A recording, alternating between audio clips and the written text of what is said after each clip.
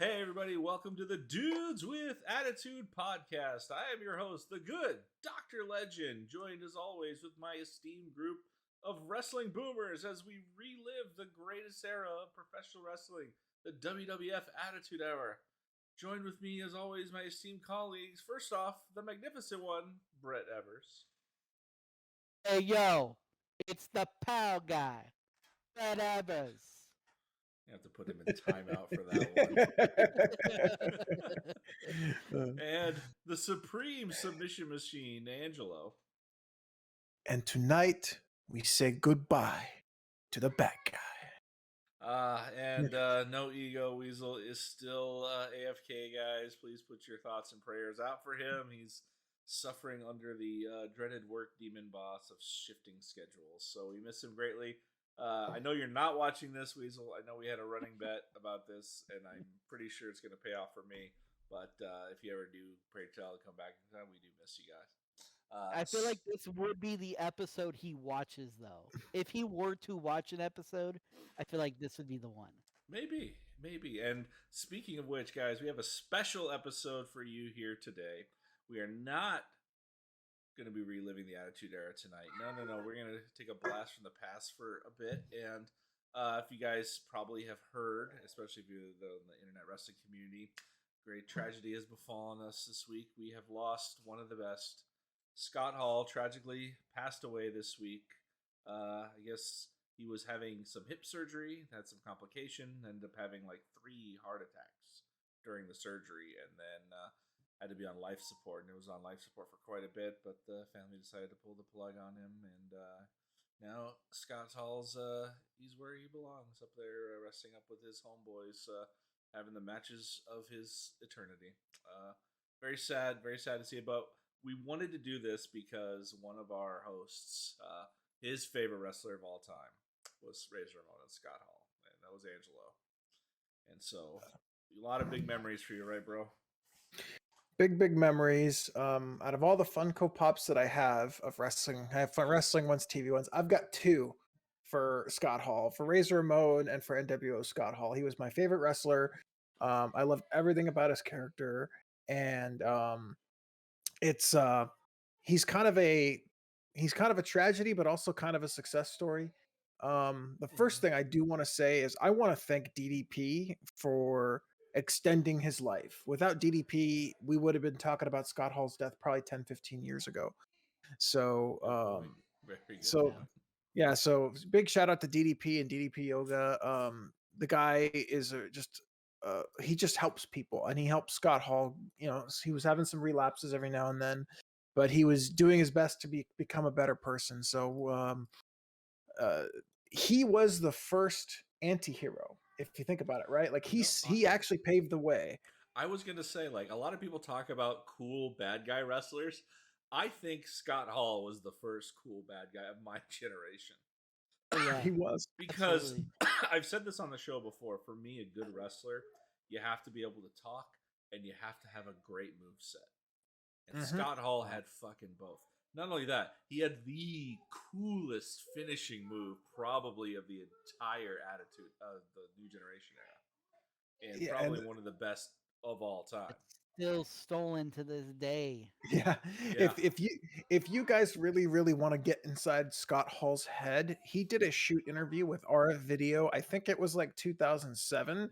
It is one of the best shoot interviews out there because he kind of goes in depth with the background of his character, and I'll actually probably share some of what he talked about in that shoot interview as we watch his documentary. But yeah, he talks a lot about how his character got developed and what he said that professional to be a good professional wrestler, like my brother said, you have to have 3 things. You got to have a look, you got to be able to talk, and you got to have a few signature moves with a cool finish.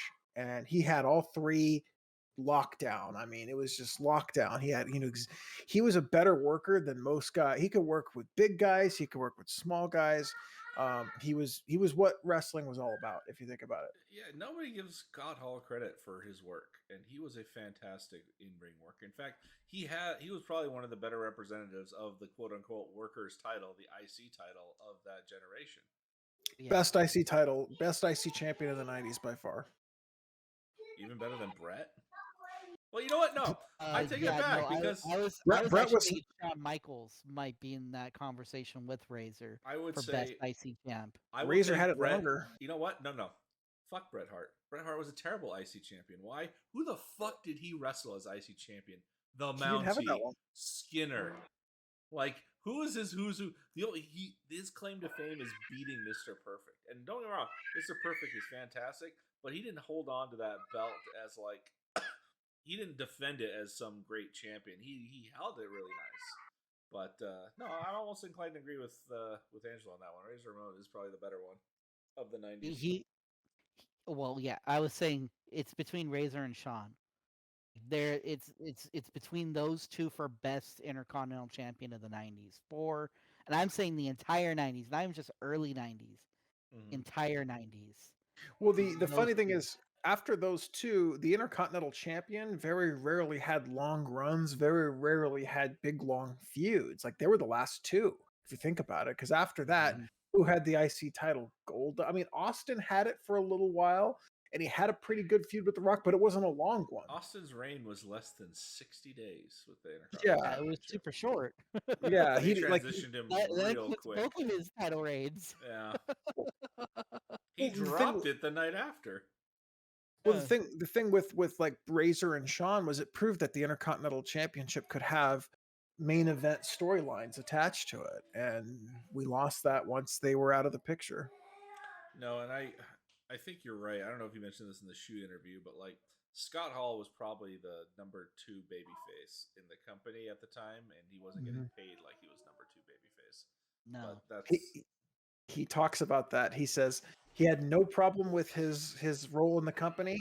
He just wanted a little bit more money, and Vince wouldn't give it to him. So he's like, "Okay, I'll take more money on the front end and less work." Because he's like, but yeah, that's part of it. so something I want to ask now, but I don't want you guys to answer it yet. I want to wait till we finish the documentary to kind of go through and relive it because there might be some stuff we missed. Do you guys think Razor Ramon could have been a good WWF champion? Don't answer. We'll talk about it at the end. But that's something I want to kind of preface before we get into this, guys. We're watching Living on the Razor's Edge, the Scott Hall story on Peacock. If you'd like to join us, we'll be kind of dipping in and out of it. I really want us just to kind of go through Scott's career and talk about the highlights. Like, I remember for me, like as we get this thing started, in fact, we're going to hit play right now. 3, 2, 1, go. For me, guys, I think one of the big things that I recall about Scott Hall, because I dipped out of wrestling for a bit during when Hulk Hogan left. Hogan left in WrestleMania 8, so I was kind of out of wrestling until he kind of came back in WrestleMania 9. Oh, cool, Hogan's back, because I'm the biggest Hogan mark of all time. But the Razor Ramon was there, and he's a heel. And I remember looking at him, and I was like, "Good God, this guy is huge. This guy has he beats the shit out of everybody he touches, and he makes it look pathetic." But he was like, I didn't hate him. I love this. I was like, man, why do I love a bad guy? But he's like, what are your first? That's my first memory of Scott Hall. What do you guys? I thought he was a crazy character. Like I was like, whoa, who's this like slow talking, like annoying guy? Like he's kind of annoying because he would talk slow. He'd be like, I'm here in the WWF, like spit it out, like. But I forgot to mention, you guys drinking anything for Scotty tonight? I was, yeah, I am. We got a Stone 2020 Epic Palindrome Ale in his honor. Probably not what he wants me to drink, but it's what I'm going to drink. I'm probably drinking something you probably should be. Bob, blue pomegranate, blueberry pomegranate.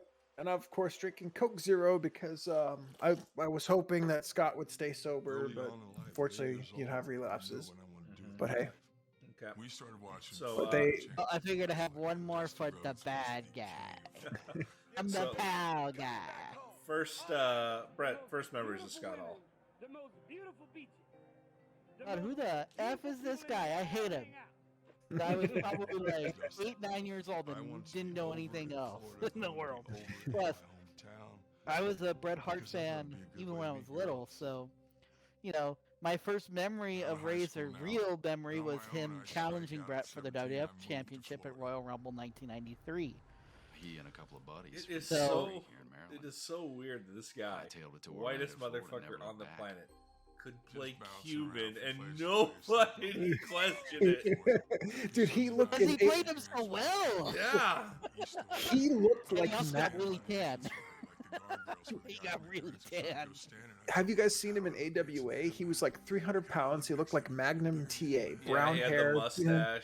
No, Had a he mustache and a Wasn't he beard at Cowboy times. Scott Hall or something like that? no, just big Scott Hall. That was his gimmick. Big But Yeah, because he, he was uh, tag champs with Kurt Hennig in He AEW, was. right? Him and Or Kurt AWA. were old running buddies. Who do I talk to? okay, here's a Yeah. bit of trivia. know. Which promotion did Scott Hall meet Shawn Michaels? Some of the guys that I Meet lived with Shawn worked in- Michaels? Where did he Maybe meet him? AWA? One night, some guy They were both in couldn't make it, AWA. he came to me like, "You Nope. want to work tonight? You want to bounce tonight?" I'm going like, "Whoa." It wasn't USWA, was it? Nope. They talked Then to me into it. I went WWF down was there, the only was one they like, were "This together." is easy, let's No, he met Shawn in Kansas City. But the big money. Ah. NWA. What? That time in I Orlando can't was remember the strip name of the clubs. promotion, but Oh. that's where he met him because everyone's like, "Oh yeah," everyone talks about how you met Shawn in the AWA. It's like, no, I met Shawn in It Kansas just City. makes it Oh, too okay. difficult. Oh, But okay. bro, Yeah, because I would have thought AWA as became well. involved with the Yeah. girl, and That's where they another basically all guy got was their involved start. with Pretty So Guns. Scott got his career started late '92 in This dude was WWF, carrying, like, which you you know, remember. semi-automatic, so it was Only chain his ring, heel carrying career only lasted combat about a year ready. because, like all great heels, if you do your shtick and you do it well, the people start to love you. They don't want to boo a You good heel. wrestle And around with it. Scott changed nothing just of what he was gonna did. pistol I mean, think about what kind of a prick he was. He would throw the toothpick in the camera guy's face. He used to give his chains to the guys on the outside. Said, "If you lose these, I'll kill you." No face would say this thing, but he still did it as a baby face, which is really, really cool. Do you guys want to hear the story about the toothpicks? How Scott Hall came up with the toothpicks? No, go for it. I'm curious. So it was actually in WCW when he was the Diamond Stud, and DDP was his manager. So DDP was like, "Hey man, we got to have toothpicks. They're eating breakfast at the Waffle House, so they get toothpicks." And because DDP and their thing was they were going to throw the toothpicks in the camera, but DDP was always yakking on his way to the ring that his toothpick fell out. So Razor's was the only one left, and he got the toothpick thing. And then Dusty Rhodes was the booker. Says, "Okay, from now on, only the Diamond Stud can do it because he's the only one that's done it well." And he didn't think DDP could do it. I'm glad they incorporated that into the Razor Ramon character because it's so fitting. Yeah. You know, the chains, the greasy hair, like From that day forward. And this is something I didn't know about Scott Hall until his E60 documentary that came out, that he killed somebody when he was just a kid. And honestly, I think that's what really fucked him up. Like, it really messed him up. That the PTSD of that incident probably is the reason. And I don't think it was wrestling. I think he was just really messed up from this incident. yeah, because didn't That's seem possible. like anything in wrestling, career-wise, really traumatized him. He wasn't like he didn't have any There you major go. injury. There's the mustache. Oh Jesus! You No, see you're the right. handlebar? No, you're right though. Like, he actually had a pretty good career. He didn't have any major setbacks. His career just kind of was always on the go. You know. It was just more of a mental thing with Scott Hall. He had those mental demons, kind of like, I guess, in the same way because they were running buddies. Jake the Snake. Jake the Snake physically was on top of his game, but he just had so many mental demons that he just couldn't compete. So I went God, to look Go at that watch guy. the Dark That Side is of a the Magnum Ring TA replacement, about- honestly. about He was Grizzly trying to- Smith. They were trying You to get haven't into. seen it. You will understand why Jake had all the issues he had. If you go watch the Dark Side of the Ring Grizzly Smith episode, Oh no, I did. I watched it was Oh, wow. it's because there's so much they cut out of the WWE stuff. Even the Resurrection of Jake documentary, it is tragically sad. Didn't I we haven't watch seen that one. No, I haven't seen that one. The Jake We the Snake watched, one. we watched the 2003 one, didn't we? We did. We all in your watched it dorm room? together. I had it. God, look how huge he was. But like, I honestly, on- I had that one I too. prefer him with his Razor Ramon build, like bulky. but like not like huge. He was like cut and lean. Yeah. Well, the reason why he yeah. had to ditch the heavy build was he came in after the steroid thing, rise. Oh yeah, there's no and he said, yeah, he basically said that Tarzan gets more pussy than Mr. Universe, so he's like, I'm just gonna go Tarzan. it works. Yeah, He had such a good psychology. Like he's definitely underrated for his in-ring psychology and the stuff he pulled. Because one of the things I think he may have said in the shoot, but like he protected his finisher because he knew if he was going to lose a match, he would not do his finisher during that match. If I'm going to lose, whatever, I'll lose, but I won't do the Razor's Edge. That way, and like, if you look at like on YouTube, like the top 10 most devastating finishers, like the ones that people like didn't kick out of very often, Razor's Edge is on there because no one who got hit by that kick ever kicked out. No, you're absolutely right. It was the problem was that even the guys that would probably kick out of it, he couldn't hit it on. Like he couldn't hit it on Yokozuna or anyone big. But that'd be damn impressive though. But one thing that just popped up on the documentary was him and Kurt Hennig, and in his shoot, he goes off on Kurt Hennig, how Kurt taught him the business. Like they'd have those big long car rides in the AWA, like driving from like Winnipeg to Omaha, and he would talk to him. He's like, okay, this is how the babyface has to do this, and the heel has to do this, and that's where Scott learned his psychology. Like Kurt he was like his mentor up until he became Razor Ramon, because Kurt was the one that brought him in. I didn't know that. Yeah, he basically, he helped himself get in, but Kurt was like vouching for him and was like in the meetings with him and was like kind of like next, and it was always saying things like, okay, like when you do this vignette, this is how Vince likes to conduct himself. So, show up like this, and that kind of stuff. I know this might be one of the wrestling myths because Scott Hall is the only one that told this story, but like, how true is it that he went in there, completely copied Scarface, and then Vince and Pat in there were like, "Oh my God, this is the best character! Like, how come we didn't come up with this?" that he goes in detail. He did leave the cocaine out of it. So this is the story of the Razor Ramon character. Was Vince McMahon tells him, "So I understand your dad was in the army." Oh yeah, this is the diamond stud gimmick, right? Like he stripped the stud. That was his gimmick. Yeah, look, it's basically Razor.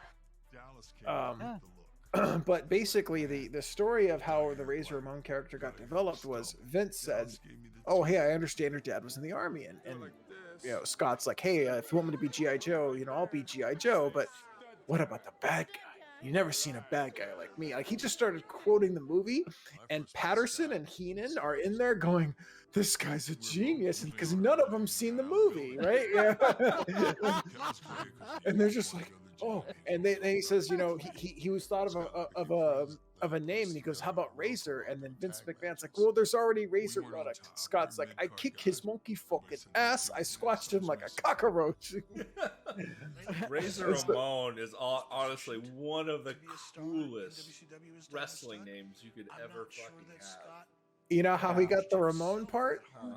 He was in Titan Towers, and they were like, "Okay, we got to find you a last name." So he goes out to take a piss, and Tito Santana's taking a piss, and he goes, "Hey Tito, I need a last name that starts with an R." And Tito's like, "Ramon," and he goes, "Razor Ramon."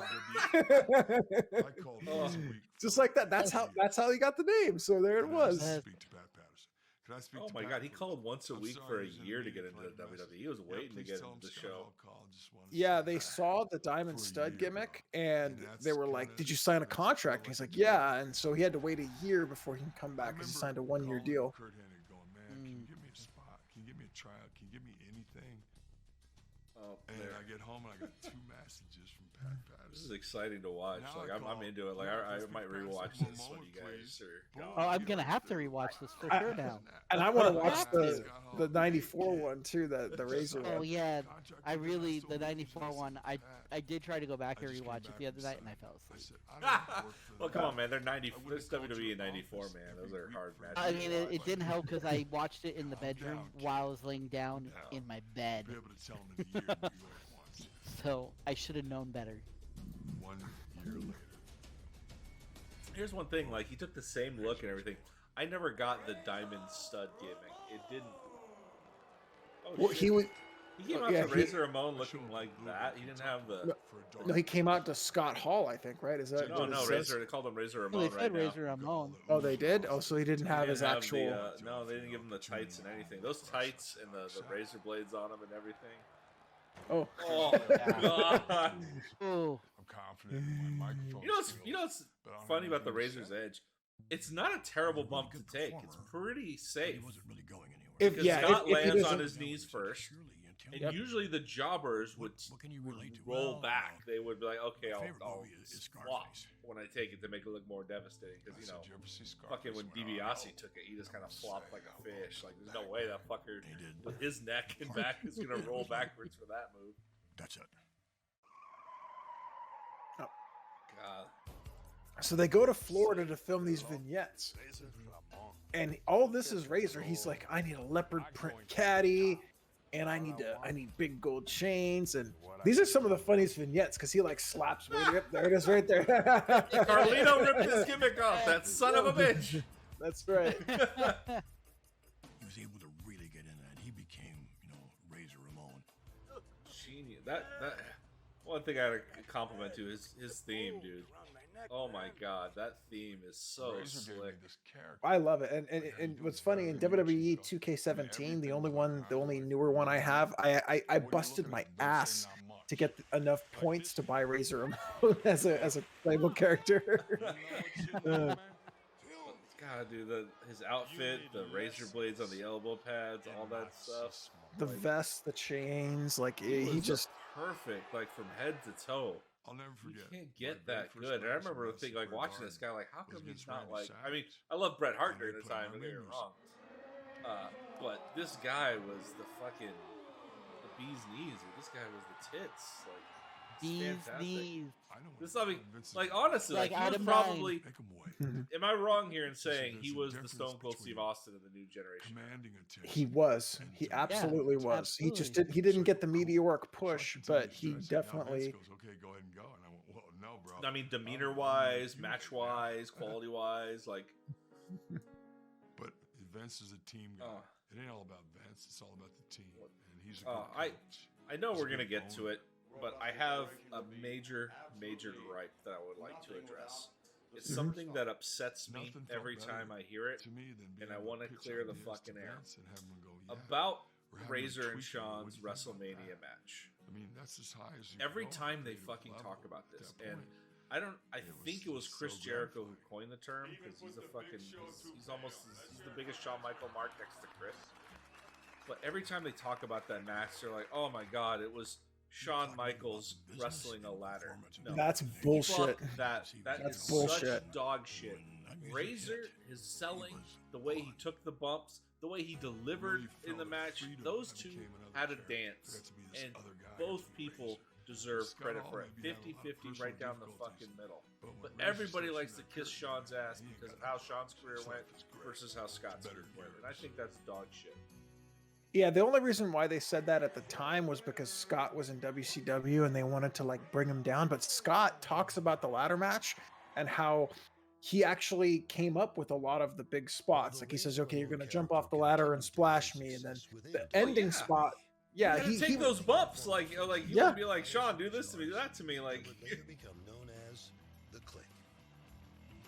But yeah, it's definitely like his 4-year run in WWE was pretty damn good, and he really was starting to get more depth in his character right before he left. And to I don't want to answer your question yet, but that's part of my answer is they were just starting to get deeper into the Razor character before he left. I mean, it honestly, if I know Shawn, they kind of.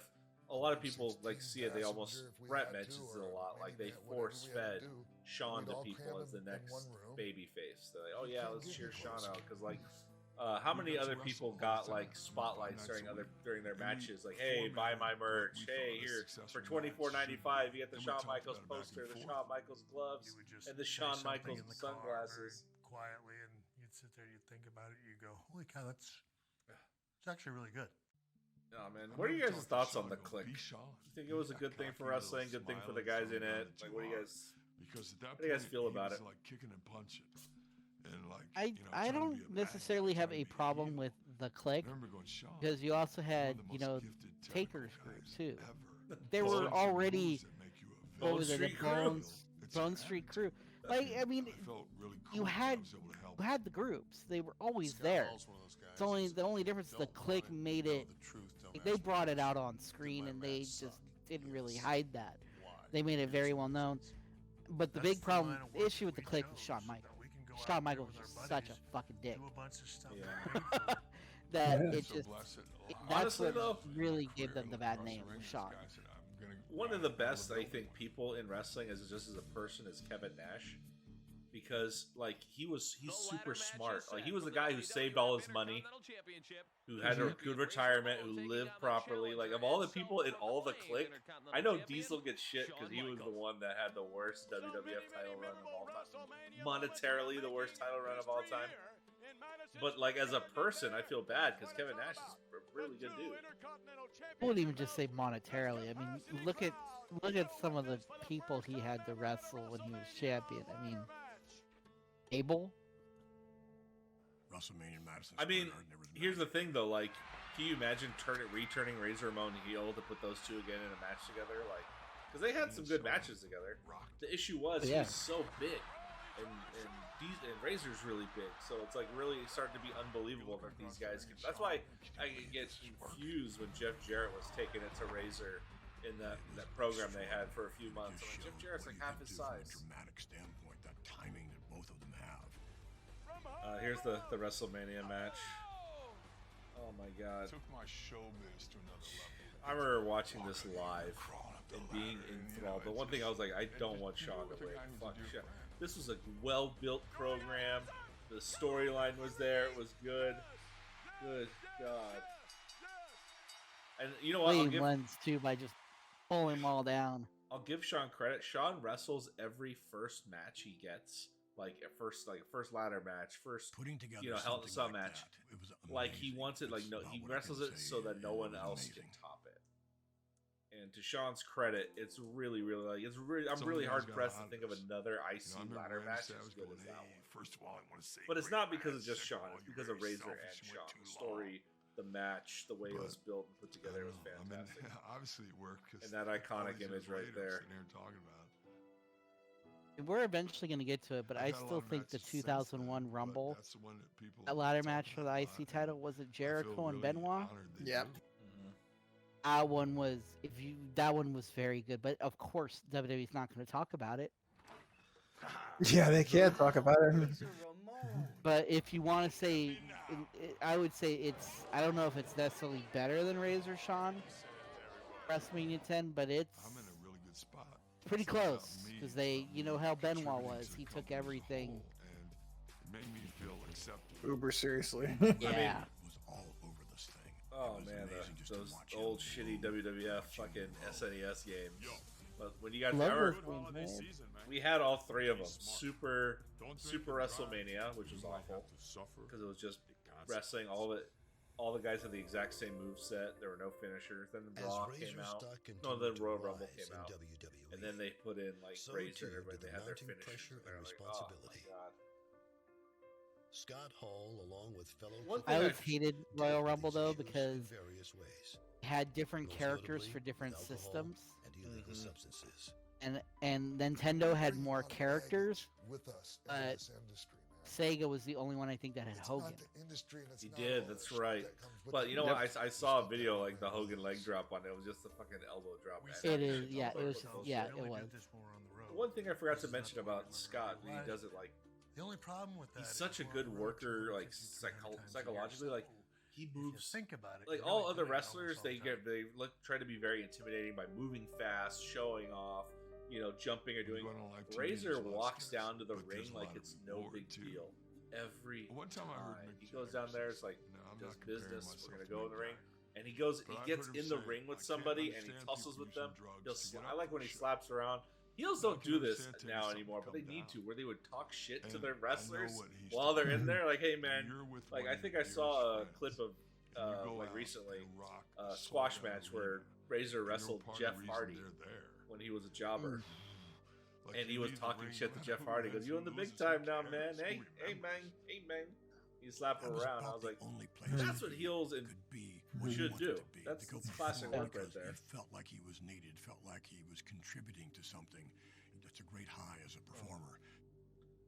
You hear performers saying all the time, there's no better place in the world than under those lights, and it's hard for performers to put he's down. just got such a good look and a good, good stance, a good feel to him. It feels weird that we didn't, we're not talking about him as a former WWF champion.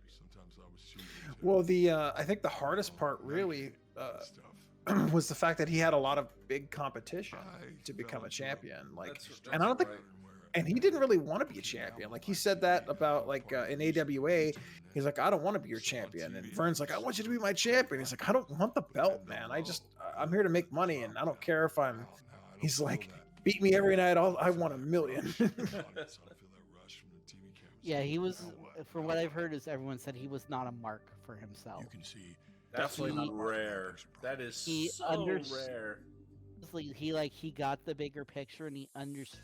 Like, supposedly in WCW, there were matches he was supposed to win. I forget who was talking about it, but I guess he had a match with Chris Jericho, and Jericho was really hot. I don't know if I don't know what part it was. And Hall was supposed to beat him, and Hall ended up letting him beat him. He got backstage, and Bischoff ripped into him, and he's like, I let him beat me because he's hot. It's what's best for business. That's exactly what happened. You're absolutely right. And that's just a testament to what he believed as a performer was, hey man, like everyone's rooting for Jericho. Let me put him over. Who cares? I'll still be over. I didn't want to go, but I didn't want to keep doing what I was doing. And he was the one that, like he talked about, like Kevin Sullivan, right? He was that's what his gimmick was in WCW, is he would just lose to the Steiner brothers and go, oh yeah, we beat those guys' asses. It's like, no, you didn't. They just beat you for the titles, you idiots. Do you guys think Scott Hall was in the wrong for the way he took the Goldust gimmick? Do you think they could have done better business if he just put his guard down a little bit? I think so. He talked about how the business wasn't doing it then, so he wasn't comfortable. But he said it hurt his career to not do that. To not do the whole Goldust thing. So yeah, he does regret it, and I agree. He should have went with the punches on that one. One thing Razor is really famous for, no one ever talks about it? This guy made a career at losing at the Royal Rumble. Yes, every Royal Rumble. Gotten beat at every Royal Rumble. And yes, he did walk out. He did end up winning the title back, or he did 94 in '94. But that's such bullshit. Like, how many times? He still lost. How many times? Like, does a screwy finish happen and a ref runs from outside? No, and you missed it. Someone else came in and interfered. You have to start the match over. Like, that's happened like hundreds of times in different matches. Why does this match make it different? But you don't. It gives him his one win. And this is what's crazy. Like, you see, he's the guy that started the NWO, basically. Like, he came out and said, here we go. Like, you want a war, you got a war. Like, let's do it. And bam, wham, bam, thank you, ma'am. Oh my God, yeah, that was. I remember. I didn't even hear about it. I think one of our buddies told me, oh yes, Scott Hall, Razor Ramon's in WCW now. What? Yeah, we didn't think Razor Ramon was gone. Like, he left. Yeah. And then we hear about him being in the NWO and this cool thing. It's like, oh man, now we have to watch this. When Hogan turned heel, that was like a what? By that point, it was just like, yeah, I mean, that's basically what Vince should have done to Roman earlier. What he should have done to Cena. Period. I feel, Cena's career will ever be marred in controversy. He'll be beloved by the reign of 12 and 13-year-olds who no longer watch the product and will never care about wrestling again. And there'll be us. One thing, although I will say that really bugged me about Scott's WCW career. I remember when I heard he turned into WCW. He didn't wrestle a whole lot of matches. I wanted to see him wrestle. I wanted to see the outsider edge. I wanted to see him go through his move list. he was probably one of the biggest mouthpieces for the NWO. So he did work, but it was almost all tag team with Kevin Nash for the most part. So it was hard. I mean, he was U.S. champion, I think, once. Yeah, just once. I don't know how. Yeah, I mean, mostly he was in. Yeah, mostly it was him and Nash in the tag team. And was he there until like the doors closed? In WCW, no, he got cut in like early 2000. I think he was cut from WCW. Yeah, because I know they tried to put his alcoholism into the storyline. That never works, especially when he's still going through it. Yeah, there's a lot to his his exit from WCW. I remember the story that Nash and Hall told about Bischoff being on their ass for drinking before matches and stuff like that. They were like, oh, hey, I got this idea. We'll get a 6-pack. We'll go to Hogan's trailer. You can't yell at us in there. And he goes, Scott's like, all right. He goes, we'll get a 6-pack each, right? 6-pack each. He goes, okay. 40s. 6-pack of 40s each. 40s, right? And they go to Hogan's trailer.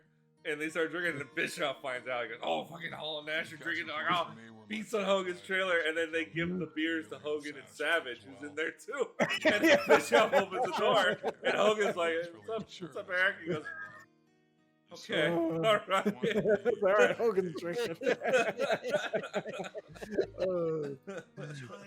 That's what's hilarious about like he told so many funny Hogan stories about like how he had like superstar privilege, and Hogan said that he always told a story about Jimmy Johnson about being a superstar. So back in the 90s with the Cowboys, right? Jimmy Johnson was the coach of the Cowboys.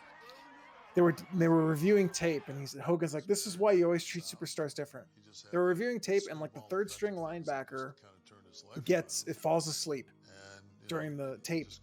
Jimmy Johnson walks up to him and goes, "You fell asleep. You're cut." He walks down to the third row. He goes, "Hey, Emmett, wake up." You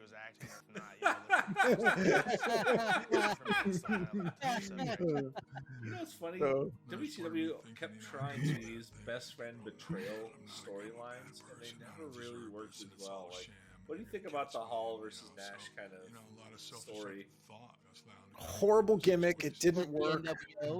It did not work. It didn't work. Like, I don't know. It just didn't work. Like the 1, 2, 3 kid thing was good, but this one just did not work. I like the 1, 2, 3 kid version because it's kind of a fun betrayal or whatever. But man, seeing him in WCW is painful. Like, he started one of the coolest things. Like, he kicked it off, and then he did not have a proper send off. That's all on him though. His demons, what he was now going at his through. disposal, opening the door for Scott Hall to return to the place his career originally flourished. I almost feel bad because his return to WWF wasn't great either. Was it a whole like 3 months? So I heard something about it. Like, the initial talk was Austin against Hogan because that's the bigger money match. But I heard Austin turned it down because he didn't think he could wrestle up to the caliber, a match with someone like Hogan, his style, up to something he would be happy with. And I think it kind of makes sense because with Rock can really cover a lot of Hogan's base or Austin's faults. Because Rock is very animated in the ring. He makes Austin look like $1 million, super tough. And then when Rock does stuff to Austin can get a lot of sympathy from taking the beating from Rock. But I honestly, looking back at it, I think it was the right move putting Rock and Hogan together, but I think it was weird putting Austin against Hall. Yeah, that made no sense. Yeah. That's the problem, is like you wanted Hogan to wrestle both of them, and it just turned out that Rock is probably the better fit, but I think they still needed to have that match, just historically, right? Yeah, I think it's funny, like the only thing people remember that match is fucking Scott Hall's bump taking the stunner.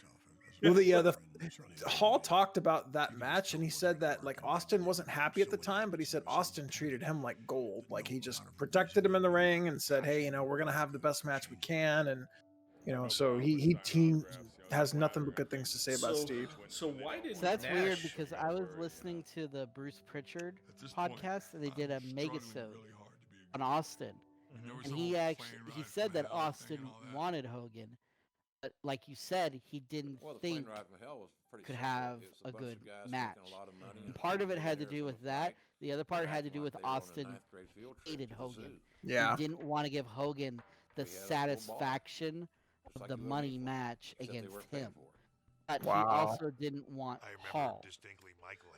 Because he didn't think that Hall was the right person. He really wanted Nash, but Nash couldn't go.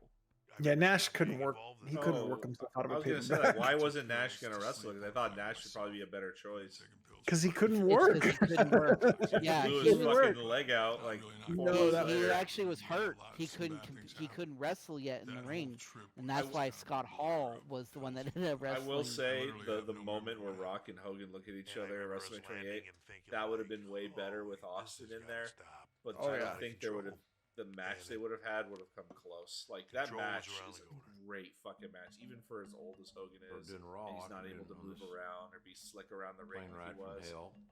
Well, the problem with that match was the fucking Sky Dome wanted Hogan to win. Yeah, they did not anticipate that coming around. At that point, Rock was kind of like John Cena. Like, he was over, but there were people like me who were like, fuck The Rock, because he sucks. He can't wrestle. I remember I was not happy that Rock and Hogan was the match. I wanted it to be Austin Hogan because I hated Rock. I thought, to me, Rock was my John Cena before I had a John Cena.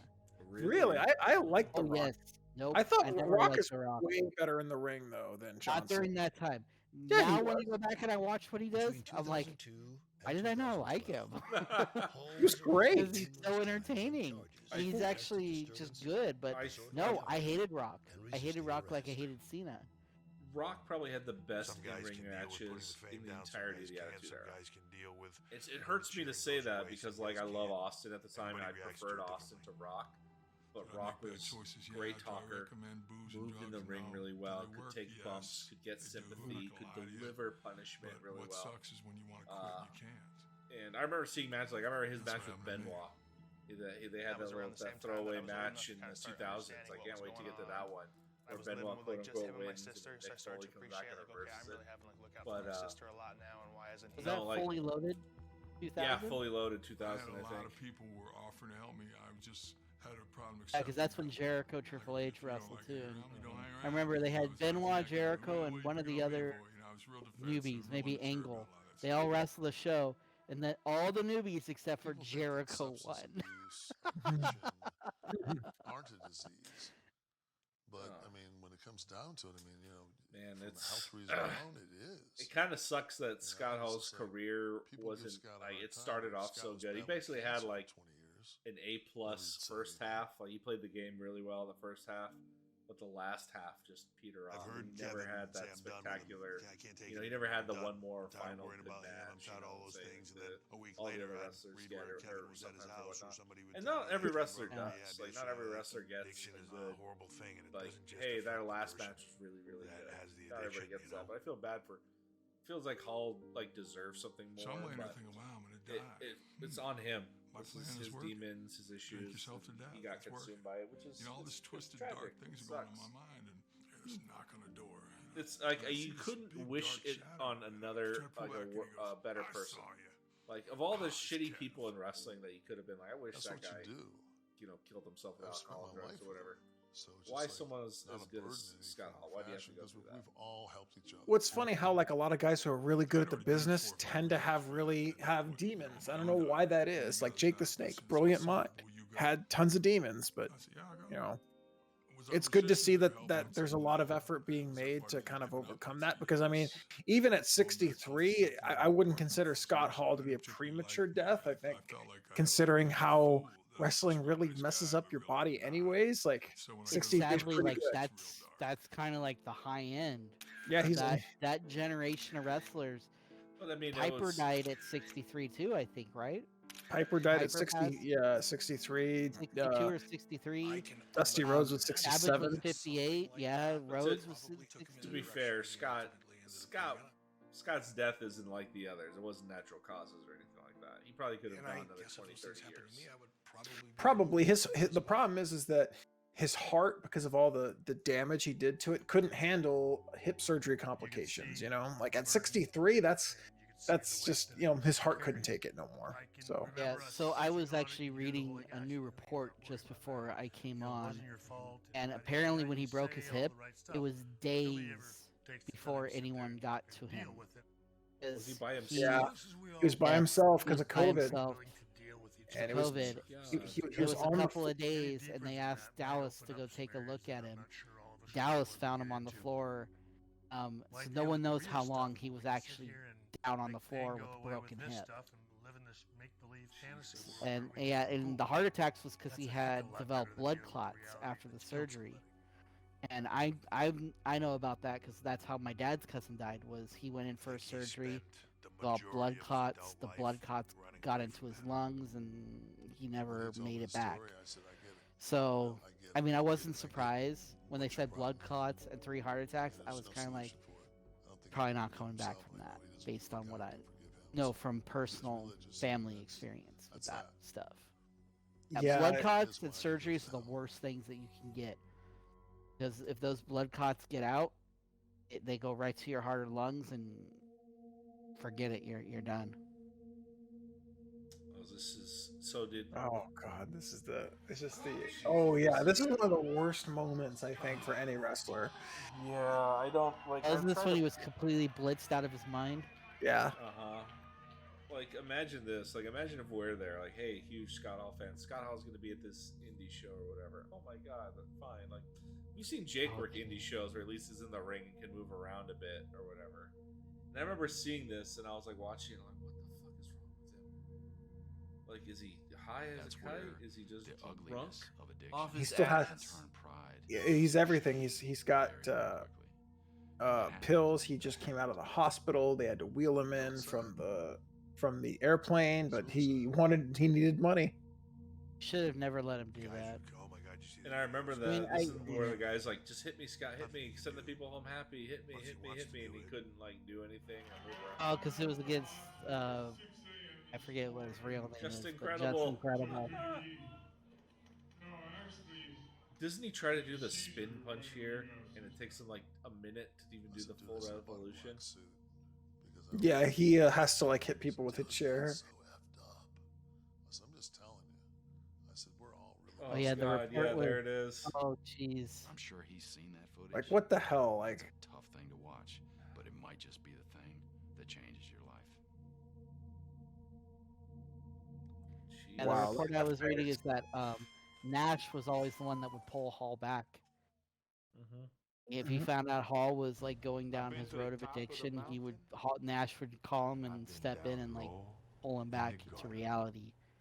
But so I keep saying Nash is a stand-up guy. He doesn't get enough credit for it. It ain't how many times you go down. And I remember I was watching WWF during his title run, and I was a Diesel fan because he was a pretty cool champion, and he was big, and he had a good moveset. Wasn't the best talker in the world, but you know, not many people are. I'm not gonna lie, Diesel's title run is kind of what got me to realize that there was something wasn't real in wrestling. The whole Bob Backlund winning and then Diesel winning in the house show, like Dallas Page. And here's Dallas Page, man. Like, fishy about that. Reached out to us, and he was afraid that Scott was going to commit suicide. He said, X-Pac. Scott's got a gun. He's really in a bad place. He said he's going to kill himself. Hey, why does DDP look like he doesn't get any sleep ever? Please reach out. Because he does yoga all the time. Hey, I'll give that man credit. He gave Steven Richards a job when no one else would. Did he really? Yeah, Steven Richards does a lot of DDP's instructional yoga videos. Oh. He picks up the phone. I didn't realize that until Alicia started doing DDP yoga, and I was like, is that fucking Steven Richards? I was like, what the fuck? I was like, all right. No need to. Yeah, everyone that's done DDP yoga says it's like yoga for everyone, basically. Like, it's really, really good stuff. So I mean, I tried lately. She's like, you should do DDP yoga. I was like, no, I'll do P90X or something hardcore. He goes, no, this is hardcore. I'm like, how bad could it be? I couldn't finish the first tape. I haven't gone back. It is so hard. Oh my God, that thing is brutal. God bless, Razor and Jake finishing it. Oh my God, it's a beast. We hung up and we're just like, wow. And man, DDP too. God, where's DDP's documentary? Well, they Hall of Famed him. I know, but like he definitely he was over. They're not gonna do it now because he went. Well, maybe he would because Cody supposedly is back in WWE now. So. But I'm like, he probably has the most interesting stories to fucking tell. Because he's the guy who started his career in wrestling at 40. You know, and when most guys' careers are like peaking, he started. Heavy, but I expect him, you know, beat up. All I know is WWF did him so wrong. Did him so wrong. Why did they bury him so badly? What did he do to WWE to deserve that? Nothing. That's like, it leads all to Vince's WWE, WWF must dominate anything WCW. Like the whole reason Sting should never have lost. Yeah. WrestleMania. He never should have lost. That was dumb Triple H's ego trip. I mentioned it before. The motherfucker needs to beat every top WCW star so he can say he did it. No, it's not just Triple H, because it's Vince too. You know Vince wants, it's one more we can get over on WCW. We're going to have Triple H beat Sting. It's the most WWF thing we can do. Mm-hmm. Yeah, it's pretty bad. You know, Vince is unfortunately like that, but yeah, I don't know. I guess he really had it in for him. It's a shame. So, post DDP Yoga, when he got his life together and the Hall of Fame induction, what was Scott doing? He was unfortunately just kind of at home, and COVID really messed him up because he got isolated from a lot of his family and stuff like that. So, you know, I guess just chilling at home. I mean, he didn't lose all of his money. He actually did pretty well financially, made some good investments, but he did say he lost a lot of weight though. Yeah, he lost a ton of weight. Not like the healthy lost it. Like, yeah, unhealthy lost weight. Oh, so he was like bones sticking like Xbox skinny. No, because they said he was like 210. So but 210 for him is like. Well, he's 6'6". Yeah. That's like 4% body fat. He was pretty thin, but they said it's COVID. COVID is what basically did him in because he was in and out of relapsing and going back and. So I said they were saying it was Nash. When Nash would find out, he would like call him and go over there and like get him back, and then he would go isolate again and he would just fall back in the habit. And unfortunately, that's PSA for anyone out there who's got addictions. Look, alcoholism and drug addiction runs in my family, which is why when I had my issues, I really had to sit back and examine: am I an alcoholic? And am I drinking too much? And yeah, I was. So I went cold turkey for a couple months, got off of it, and thankfully, I can drink now, but it's not like I maybe drink once, twice a week. I don't drink very often anymore. But there was a time in my life where I may not be here today. And I don't know if I ever talked about that. There's times where I should probably have died. Just from doing things that, you're not supposed to legally do or just realistically shouldn't do. And so, I consider myself lucky, and I'm glad I went through what I've gone through, because if I didn't go through it, I wouldn't have learned, I wouldn't have recognized my issues, I wouldn't have been able to have worked on them. So, I learned that I was very close, like really, really close to being an addict. And I got myself off of it. I can drink and I can be fine now. But yeah, there was times where I literally was having 7, 8, 9, 10 beers a night, driving to the bar, driving home, driving on freeways. Who do you think you are, Andre the Giant? I just get the creeps when I'm here. I mean, I was a giant in my own mind. But, I was gonna say, I wish Chris was here because he could speak very similar to stuff that Scott Hall's been in. I know he is. That happened to you too, Brett. Wow, but I mean, I know I don't speak for everybody. Yeah, I don't bring it up. I don't talk about it. But yeah, I mean, it was over 10 years ago now. It was technically it was December 30th, 2011. I had 2011 was just a rough year in general. I had lost our dog, family dog. That hit us hard. You know, I'd been looking for jobs for months since I graduated. Didn't really get anything. Got a job doing sales, transitioned to the production side. Was like fired within 6 months of starting to work for them. Oh my god. Went this long stretch, took multiple part-time jobs, and I'll work on it. and I just started drinking my sorrows away. You know, we'd talk about it. And yeah, I mean, it got to a point where, you know, I was so bad about it. I knew exactly how to drive and where to drive to avoid being pulled over. Wow. Yeah, I mean, that's how you know it's bad, because I would be followed. Literally, from the bar. I'd be followed by the PD. I knew exactly how fast to go, what streets to take. I knew where their jurisdiction ended. Like, it was bad. It was very bad, and I'll admit it now. I mean, it was bad. And it didn't help, because I went to regular bars where they knew me, and they knew. So I didn't get cut off. In fact, I'd usually get 3 or 4 beers for free. Wow. I mean, that's incredible. Yeah, I mean, that's why I said the best thing that ever happened to me was getting arrested. Because if that didn't happen, I 100% believe that I would have followed in a lot of my family's footsteps, and I would have gone down some paths that you can't come back from. It sucks, because right now I see it happening to my cousin. I had him come to one of the Rams games this year, bought him tickets from the club, got him parking. Before he even got there, they had to have him pull over in Lancaster, switch drivers, because he had already gotten so drunk by 5 a.m. Wow. Supposedly drank 3/4 of a handle before he left his apartment to come down. Passed out 2 times at the tailgate. From what I heard, never made it into the game. Was picked up twice by paramedics, taken to 2 different hospitals, released from both. And the only reason I know he's alive, because he never texted me back, the only reason I know he's alive is because he posted something on Facebook and then he got engaged. Crazy. So, you know, it's... I know I don't speak for everybody, but I'm happy to have you back here, Brad. I love you, buddy, and you know we weren't with you at the time and everything like that.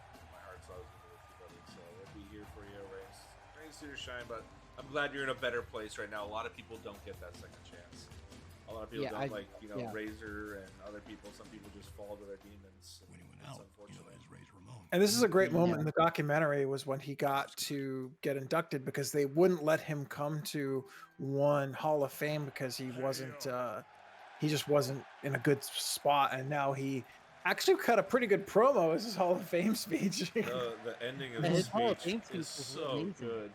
Yeah. Really he's choked up as shit. You see him. Yeah. But I mean, he should not have been there. He should have been dead, but he's not dead, you know?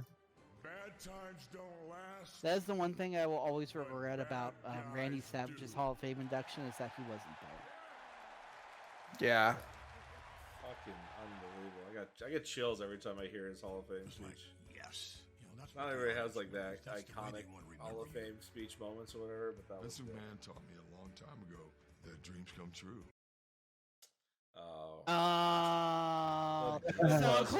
The buzzer. We almost made it, guys. But yeah, we got 3 minutes, a little less than 3 minutes left in the documentary. Because we'll power on through. So when was he inducted? 2014, I believe. Yeah, WrestleMania 30, right? I never thought. Well, yeah. No. 2014. 2014 in the back. So that's weird. So he got inducted the year before Nash did. I think he did. Did he get inducted the same year? Oh, because Nash got inducted at 31, which was in 2015. Was he the headline inductee of 2014? Yes. Yes, he was. That's probably why you didn't put Nash in there, because you want to headline Nash next year. Yeah, and they did. They did headline Nash the next year. Because Savage was, like I said, unavailable for his speech. Yeah. I can't believe how good my dad. Well, I actually have some funny Scott Hall stories for you guys. Some of the funny stories he's told before, if you guys want to hear some. Yeah, let's piece through them. Yes. So this one. Oh God, when was this? Was this the same day? That's the next year. The next year? Oh shit! I was there. How was that, dude? How was that being live for NWO coming down the walkway? It was me and Ryan. Just looked. Ryan's my brother. For those who are wondering, me and Ryan. I bought tickets for me and him. We went. It was his like birthday and Christmas gift for like 3 years. That's when I was around the time where I just started working. So even just to get because I did the travel package, which included and I'm actually thinking of doing it when it's in LA next year because it was just it's cheaper. You get everything at face value. He had a gift. And all we had to pay for was the taxes on the hotel and transportation to get there. And me and him looked at each other and we were like, because first DX comes out at that match, and we're like, what the is this? and then NWO hits, you're like, okay, well, Sting was loosely with NWO. He doesn't give a shit about them unless it was the Wolfpack. I find it really. We're kind of just like, this is so convoluted. Why is this so convoluted? In the audience, but no. When Sting lost, everyone was just like, what the? Yeah, it was pretty. There was one cool moment in that match where Sting fucking broke the sledgehammer with the bat. Yeah, that was actually pretty cool. I was like, okay, that was pretty cool. I like that. You can't do anything. What I remember was after they first started going, and all the audience just started chanting, "You still got it" to Sting. Yeah, it was true. He still had it. Like he was able to go, and it was just disappointing that Sting did not win that match. He definitely should have. No, the setup for it was there. Do you think he should have wrestled Taker? No, because Taker. No, there's a reason why he wrestled Wyatt. Because Taker wasn't after 30 when he had the concussion against Lesnar. He still wasn't certain about working, so they put him with Wyatt because they knew Wyatt would take care of him. And he's actually said that's why he started wrestling more, was because Wyatt showed him how he could wrestle at his age and not get hurt. It gave him his confidence back. That's cool. All right. Until he wrestled Roman at 33 and then lost all his confidence. Scott Hall stories. We're coming to the end of the documentary. Let's close it out on a high note. What do you got? All right, so this first Scott Hall story revolves around just him standing up for Hulk Hogan. So he talks about how he kind of convinces Hogan to put over Piper at Starrcade with the sleeper. And Hogan said, Scott Hall said that Hogan was so excited to do that. And that was like one of his favorite things. So at Super Brawl in San Francisco, Piper doesn't want to put over Savage. He had to do the tape fist in order to lose to Savage. So they're in the bar in the hotel room after the Super Brawl, and Hall starts berating Piper. He's like, "Man, what's wrong with you, Piper? Hogan puts you over and you won't put over Savage. What are we too close to Portland? What is that barbed wire thing? Do give you a rash? Oh, I heard you were in Alcatraz, huh? But you got a lot of candy bars and cigarettes, you know." Just egging him on, and Bischoff's sitting there at the end of the bar going, "Stop it." I mean, to Piper's discredit, he never put over anybody. He put over 2 people in his career clean: Ric Flair and Bret Hart. That's it. Yeah, that's it. And the funny part about that story was afterwards, Hogan goes, "Man, brother, I've been in the business for over 20 years, and no one's ever stood up for me." And that. And it was funny too, because he says afterwards Piper didn't say anything because he was like, he knew he was wrong. But another funny story was the Horseman skit thing. Oh God! So, how come they didn't put that in the documentary? That was so. They do the Horseman skit thing, and he goes, "Oh yeah." Afterwards, there was this rumor that Ric Flair and we're all mad in the back, and he's like, "Oh no, Arn was kind of a dick," and he's like. He goes, Arn's pissed off about the skit, and he goes, "We got that cooler that we used in the skit out of Arn's rental car." And he goes, Arn is bitching about the skit in the bar with a beer in each hand. And he's like, that's how we do it, because the bar's gonna close when we get there. But yeah, it was definitely a funny, definitely some funny stories. And if you ever get a chance to hear some of Hall's stories, they're in that shoot. But another good story was how he spit on Stevie Ray in WCW. Yeah, he's like, oh, he had Spit planned on Stevie Ray. Yeah, in the middle of a match, he spits on Stevie Ray, and he goes that he was planning it, and so he spits on Stevie Ray, and Stevie just gives him this look, and he's like, "Oh yeah, I knew I was dead if I didn't have a good explanation." So he's like, "Oh hey Stevie, just to let you know, man, I would never spit on you. I just thought of it on the fly." And he's like, "Fuck no, man, I planned that shit, but it fucking worked." And he's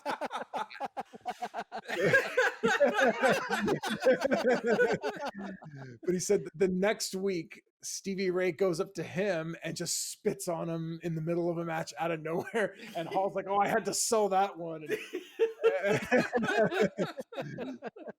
But yeah, just a lot of cool little anecdotes that Hall's known for to really do. He just has a lot of funny, good stories. Let me think if I got another one.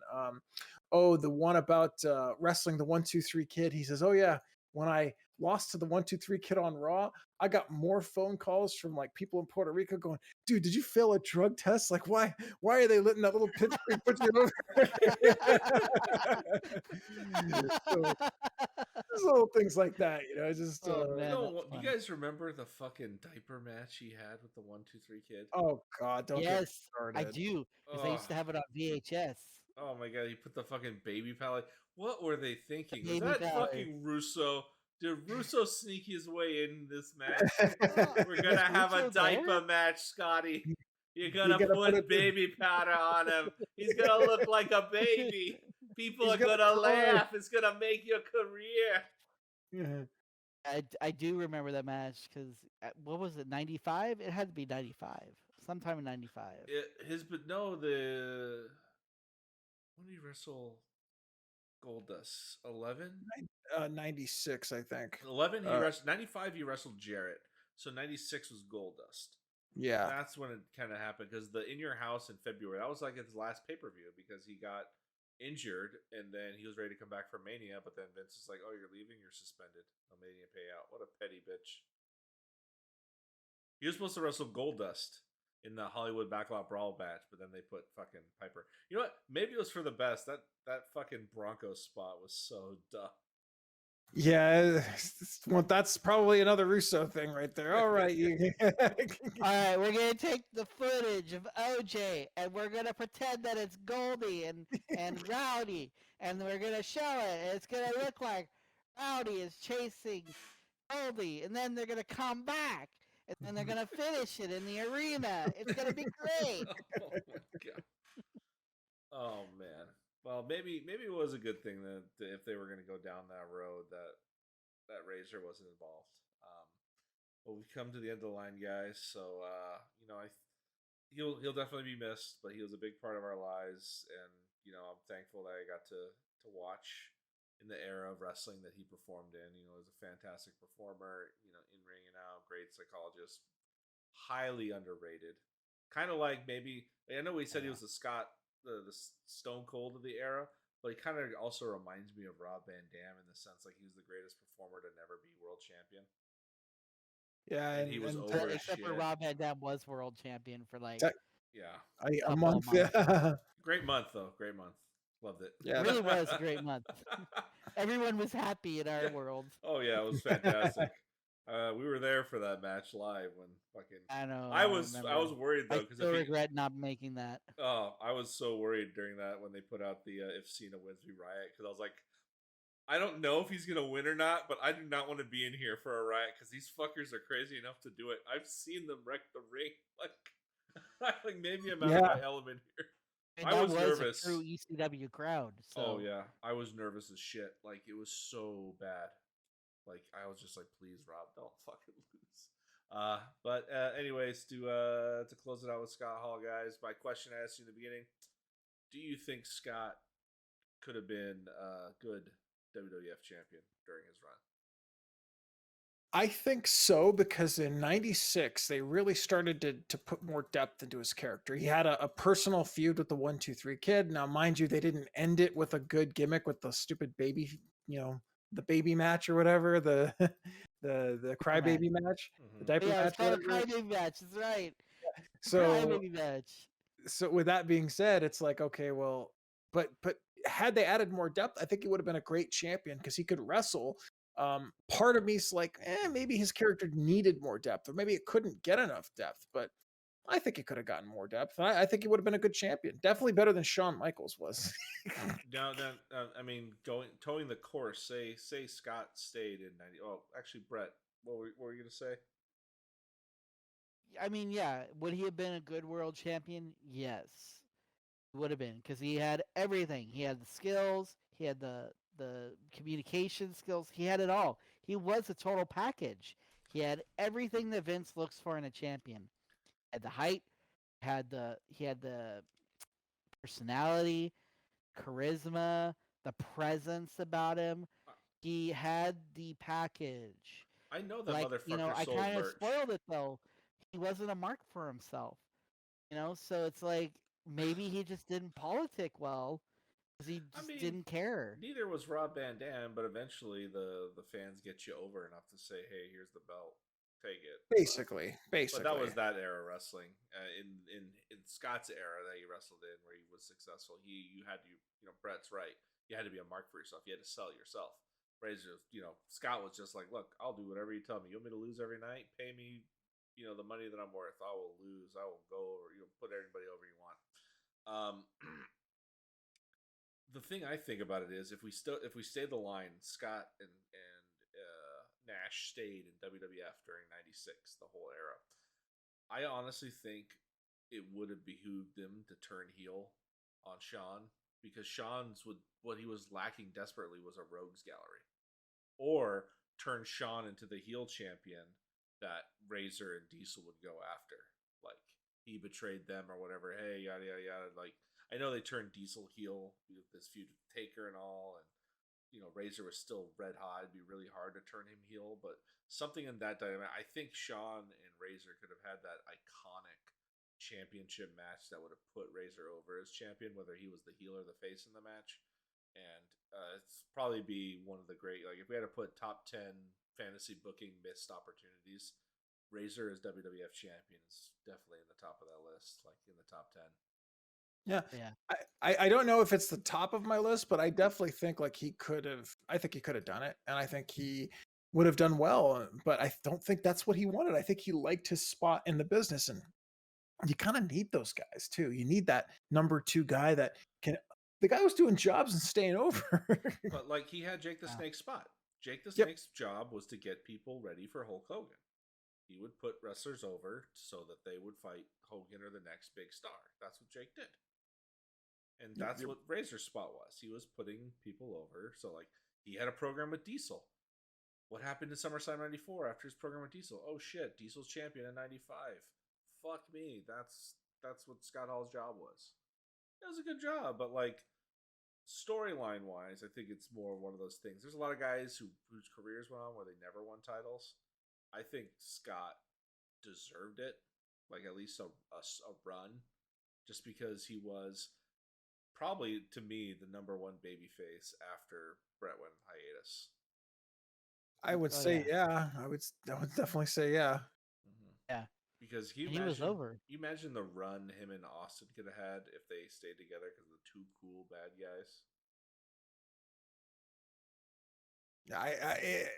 It's crazy, like, to think what would have happened, and I honestly think like Hall and Nash leaving for the NWO was probably a good thing. But could you imagine like Austin and Brett and Razor and Diesel still there, still doing stuff together? Holy smokes! I mean, that would have been like that would have been easy booking. It was like the SmackDown 6, and just all right, who's going up next? Like, all right, you're going up next. That's a version of the clique I could get behind right there. That sounds like some top-notch dudes, because Scott could probably just mastermind the whole fucking thing from behind and put those guys over. Poor Nash's tragedy is that fucker can't stay healthy. No, which is no, weird because Scott always especially- was healthy, yeah. but he couldn't put it because he had his inner demons. Scott was always healthy, but he was always Always also an drunk. addict. So you know, Oh, yeah. yeah. I mean, Scott had inner demons. Kevin had outer demons. That's why they called them the outsiders. Oh god, I'm gonna pay for that one. All right. your inner weasel magnific. Final thoughts, guys, before we close out the show today. No, I really appreciate that we got to do this. Gonna miss Scott. Love his work. And I think I hate to do these types of shows. You never really want to do these types of shows, but I think we put on a good show for him. I agree. Scott, you were never my favorite wrestler, but because it wasn't because I didn't love you, because I couldn't step on my brother's toes. He loved you way more than I ever could, and I always cheered for you. I always thought he was a fantastic guy in ring and out, and I hated to see where his career ended up, but I loved watching you work. So God bless you, Scott. You're in a better place. Say hi to everybody up there. I know you'll be missed down here, but you'll never be forgotten. Yeah, and of course, I also had a brother who his favorite wrestler was Razor Ramon, and so he wasn't always my favorite, but I always enjoyed Razor's matches. Like whenever we'd go to Super Duper Video, because yes, we had Super Duper. I always made sure that whenever we got any tapes, that I watched the Razor Ramon matches because you knew you were going to get a match. He never, that's something that doesn't get said a lot. He didn't really have any bad matches until he came back in 2002. And he kind of started having some bad matches, but he really didn't have bad matches. He had really good matches. They were enjoyable. And yeah, he didn't always win, but man, look at all the people he ended up putting over, all the people he helped advance their careers for. Do you think the Goldust character would have gotten over had he not beaten Razor Ramon? No, because he was there already for a year. Goldust started in Royal Rumble 1995. He had a program with a quick match with Bam Bam to introduce himself. And that fucker ran for a full year doing the same shit, but it wasn't until the Razor thing came out that that got over.